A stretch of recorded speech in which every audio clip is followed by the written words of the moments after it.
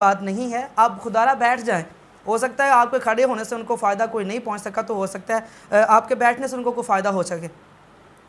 सुल्तान Salahuddin Ayyubi रहमतुल्लाहि ताला अलैह, उनके जासूस एक बार ना उनके पास आए और अर्ज़ करने लगे कि हज़रत हमने कुछ एक अजीब देखा है। वो अजीब क्या है, हम आपकी खिदमत में अर्ज़ करना चाहते हैं। आपने कहा बताओ क्या है। उन्होंने कहा कि हमने एक आलिम दीन देखा है जो दर्स देता है, और दर्स भी बहुत अजीब तरीके से देता है, और हम वो जो है वो सारा मामला तो अपनी आंखों से देख कर आए हैं। आपने कहा बताओ वो क्या कहता है। जो सुना जो देखा वो same to same as it is जो है वो मेरे सामने बयान करो।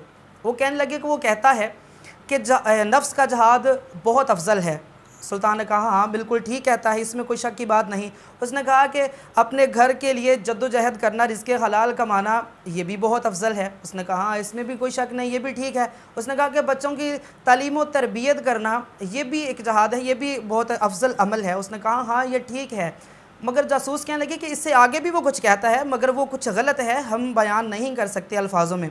सुल्तान सलाहुद्दीन अय्यूबी रहमतुल्लाह ताला अलैह थोड़ा सा जोश में आए और कहा कि जो सुना जो देखा वो सेम टू सेम बयान करो, मैं सुनना चाहता हूँ।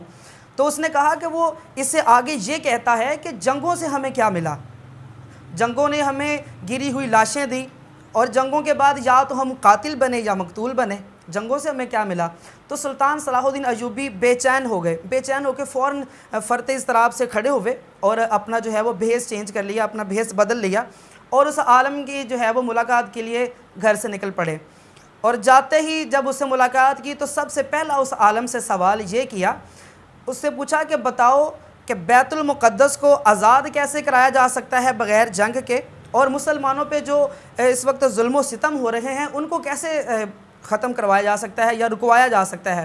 क्योंकि सुल्तान सलाहुद्दीन अय्यूबी समझ चुका था कि ये एक अकेला आलम पूरी सलेबी जो फ़ौज है उससे भी ज़्यादा ख़तरनाक है। उसका जो ये इक़दाम था, ये जो दर्स दे रहा है लोगों को। तो सुल्तान ने सवाल किया कि बताओ कि मुसलमानों के ऊपर जो जुल्म सितम हो रहा है उसको और बैतुल मुक़द्दस को बग़ैर जंग के कैसे आज़ाद करवाया जा सकता है। तो आलम ने बड़े आराम से जवाब, उसने कहा कि दुआ करें।